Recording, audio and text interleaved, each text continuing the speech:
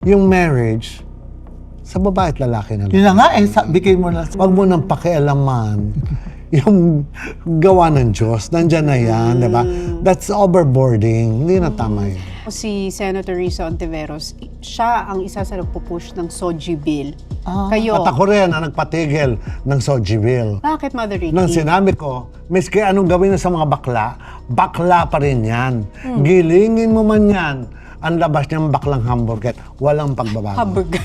Tama na yung tinotolerate ang mga badi. Tama na yun. That is more than acceptance. Yan ang sinasabi ko. Oo. Toleration is more than acceptance. Wait, Babagay nakikita mo mo na yun. yung sarili mo sa tamang sitwasyon. Like ako, I have seen like 6 presidents in my life.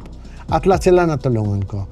Pero pagkaharap ko sila, naka-brass up yan, hindi ako naka-bangs. Nakasuit ako.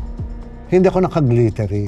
Pero pagkakabadingan, pagpakabading tayo. Kaya pala naka-glittery ka ngayon, naka-Versace Ay, dahil ka bading pa. ang kasama ko. Di ba? Dahil bading ang kasama ko. So, ganun Kumbaga, pala yun. itatama mo yung sarili mo sa tamang lugar.